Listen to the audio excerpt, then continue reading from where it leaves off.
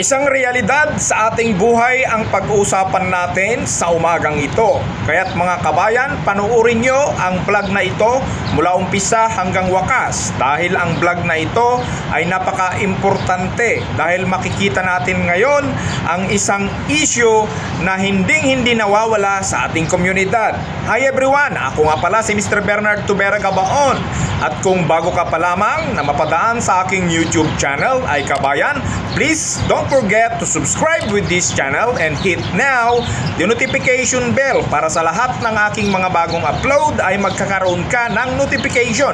At i-likes mo na rin kabayan at i-share mo sa iyong mga kakilala.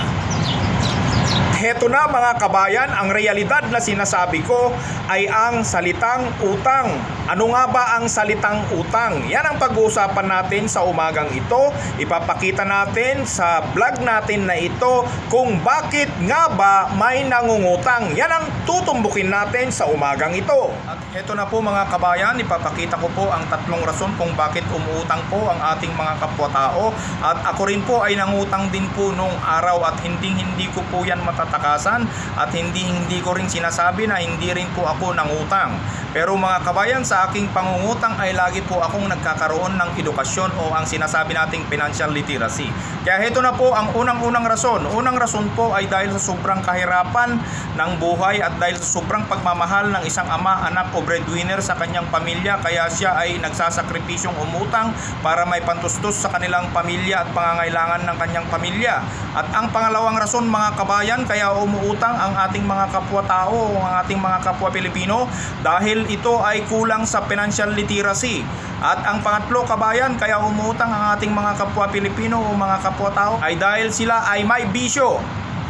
At ang pang-apat na dahilan kung bakit ang tao ay umuutang, ito ay napaka-importante sa kanilang buhay. Ito ay ginagamit nilang pangnegosyo na ito ay nagbibigay ng magandang kinabukasan sa kanilang hinaharap. At ang mga apat na ito mga kabayan ay ating ipaliliwanag. At heto na po mga kabayan, ating ipaliliwanag ang apat na dahilan kung bakit ang isang tao ay nagkakaroon ng utang o di kaya umuutang.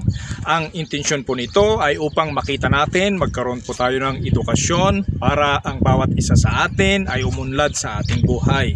Hindi po hangarin ng vlog na ito na ipakita ang mga dahilan na ito upang may masaktan na tao. Hangarin ko po kaya ko ipinapakita ito para makapulot po tayo ng aral.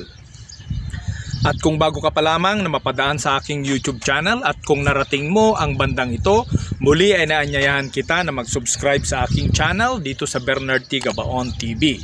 Kabayan, uumpisahan na natin na ipaliliwanag ang apat na dahilan kung bakit may taong umuutang. Unang nabanggit sa aking vlog sa una pa lang na kung bakit may umuutang ay dahil sa sobrang kahirapan na ito ay nakahalo ang pagmamahal ng isang magulang, nakahalo ang pagmamahal ng isang kapatid o di kaya breadwinner sa kanyang pamilya. Kaya naman ang ibang tao ay napipilitan mangutang para maibigay ang pangangailangan ng kanyang pamilya. Tama nga naman dahil napakasakit pong tignan ating mga mahal sa buhay na kung may gusto sila, lalong-lalo na kung sila ay musmus pa lamang, wala pang kakayahan para magtrabaho, wala pang kakayahan upang magnegosyo, ay masakit sa kaloob-looban kung hindi nga maibigay ang pangangailangan ng ating mga mahal sa buhay at sa ating pamilya. Kaya yan ang unang-unang dahilan mga kabayan kung bakit may mga taong nangungutang. At ito yung pangalawa na napaka-importante na dapat nating malaman. Ang pangalawa ay siyang napaka-importante na paksa natin sa hapong ito. Isang intensyon ko nito na ipakita sa inyo na ang pangalawa na kinakailangan po nating malaman. Inuulit ko po sa inyo muli bago ko umpisahan, hindi po ako financial advisor. Ako lamang po ay isang maliit na vlogger na ito po yung niche ko at nagkakaroon po ako ng interest, mission and vision para maibahagi ko po kung ano po ang aking nasa isip at kung ano po ang nasa aking puso at naway naniniwala po ako na ang mga vlog na ito ay makakatulong po sa inyo. Kaya ito na po ang pangalawa. Ito po ay ang tinatawag nating financial literacy dahil ang mga ibang tao ay kulang po sa financial literacy. In short, ang pangalawa ay kulang sa financial literacy. Ano ang tinatawag o sinasabing financial literacy? Ang financial literacy ay ang pananalapi ng isang tao. Ito ang titignan natin kung ang isang empleyado, isang negosyante o isang maliit na tao ay kulang sa kaalaman sa pananalapi, natural siya ay hahantong sa laging pangungutang. Kaya napaka-importante na ma-define natin ngayong hapong ito kung ano ang financial literacy. Bibigyan ko kayo ng practical at direct tips para malaman natin ito. Pag sinabi nating financial literacy, i-involve na natin yung decision, yung disiplina at diskarte. Yan po ang kabuuan ng financial literacy. Dahil once na ikaw ay nagkaroon ng financial literacy, makakaiwas ka sa utang. Once na ikaw naman po ay kulang sa financial literacy, ikaw ay palaging nangungutang. Anong ibig sabihin nito? Ang ibig sabihin nito, kung kulang ka sa financial literacy, ay isa kang taong kulang sa pasensya, isa kang kulang sa diskarte, at isa kang taong gastador o di kaya hindi makapag-ipon. Yan lamang po ang ibig sabihin po ng lack of knowledge for financial literacy. On the contrary, kung ikaw naman po ay marunong sa pananalapi o di kaya may knowledge ka sa financial literacy, ikaw po syempre ay nagkakaroon ng open-minded at magandang mga desisyon, mga concrete and firm decision sa iyong mission and vision. Ikaw po ay makakaiwas sa mga utang. At higit sa lahat, kung ikaw ay marunong sa pananalapi o di kaya alam mo ang financial literacy, ikaw ay magkakaroon po ng disiplina sa iyong sarili.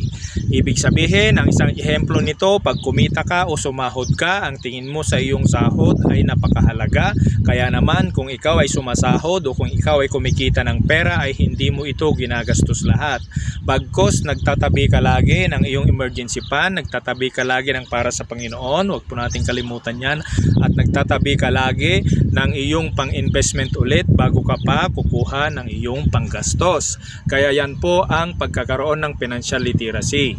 At pangatlo, kung may diskarte ka po, kung mayroon kang financial literacy, mayaman ka sa pananalapi, lagi kang may diskarte, hindi ka nagsasawa na gumawa ng diskarte. Tulad halimbawa na lang ng paghanap mo ng mga side hustle o mga sideline na mga pagkakakitaan ng pera. Tulad halimbawa, dyan sa internet, pwede kang mag-vlogging, pwede kang magsulat, pwede kang mag-affiliate marketing, pwede kang mag-dropshipping, at kung ano-ano pa na pwedeng gawin dyan sa internet kahit ikaw ay nagtratrabaho, kahit ikaw ay nasa abroad. Yan po ay isang sinyales na mayroon kang financial literacy. At kung ikaw naman ay nasa Pilipinas, marunong kang mag-invest ng iyong pera, tulad halimbawa ng mga mutual fund, UITF, o di kaya may mga passive income ka, yan ang nangangahulugan na ikaw ay mayaman sa financial literacy. Marunong ka talaga. Mataas ang IQ mo sa pananalapi.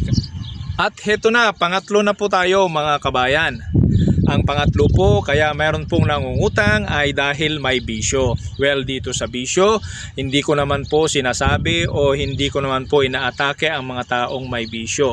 Nasa sa iyo yan kabayan, hindi ko sinasabi yan na tanggalin mo. Actually, decision mo yan sa iyong buhay. May mga nagbibisyo naman kasi na meron din silang magandang income, mayroon din silang trabaho at responsable din naman sila. Kumbaga yan ay pampalubag din lang loob sa kanilang sarili. Pero ang masasabi ko lang, dapat ay kung kailangan kontrolin nyo pa rin po, dahil kapag may bisyo po kayo, huwag nyong hayaan na yan po ang magpapabagsak sa inyo sa iyong pananalapi. Kaya mag-ingat po kayo sa inyong mga bisyo. Hindi ko po sinasabing tanggalin nyo, i-control na lang po ninyo para mas lalo po kayong umunlad sa iyong buhay. At ang pang-apat po, maggagabi na. Ang pang-apat po ay napaka-importante. Actually, isa ito sa mga pinaka-aabangan ng iba at gustong-gusto ng iba. Ang pang-apat po kaya umuutang yung mga tao ay dahil ito ay gagamitin nilang pangpuhunan sa kanilang negosyo. May mga nagsasabi kasi na hindi ka dapat umutang kung ikaw ay magnenegosyo. Sa puntong iyan ay tama po yan mga kabayan, napakatama po ang sinasabi nila. Pero sa ating topic sa ngayon ay pang-apat po talaga ito na kaya umuutang yung mga ibang tao o yung mga ibang Pilipino ay dahil may pangpuhunang pangnegosyo. Napakaganda rin po naman kaya sila ay umuutang ay dahil mayroon silang iruling sa kanilang negosyo, mayroon silang gawing pagkakakitaan. Hindi naman uutang yung isang Pilipino o yung isang tao na wala siyang idea. Kaya mga kabayan, yan po ang pang-apat. Ulitin po natin, unang-una sa lahat, kaya may umuutang. Una ay dahil sa sobrang kahirapan ng buhay. At pangalawa ay dahil may kakulangan sa financial literacy. At ang pangatlo mga kabayan, kaya may umuutang ay dahil sa ito ay may bisyo, hindi po natin may pagkailayan. At ang pang-apat mga kabayan, kaya umuutang ay dahil may pangnegosyo. Yan lamang po ang apat na dahilan kung bakit may umuutang. Yan po ang aking mga idea mga kabayan. Hindi ko po sinasabi na masama ang umutang, bagkus kayo po ang humusga mga kabayan. At basehan nyo lamang po ang aking vlog na ito. Naway mga kabayan, magtagumpay po kayo sa iyong buhay. Sana ang purpose ng vlog na ito ay nakatulong po sa inyo. Muli ay bago ko po putulin ang aking vlog na ito ay mega shoutout po sa lahat po ng aking community dito sa Bernard T. Gabaon TV. At ako po si Mr. Bernard Tubera Gabaon na nagsasabi sa inyong go negosyo, practical tips ang kailangan mo upang ikaw ay umasenso. At dito ni Kabayang Bernard Gabaon ang nagsasabi sa inyong God bless you po.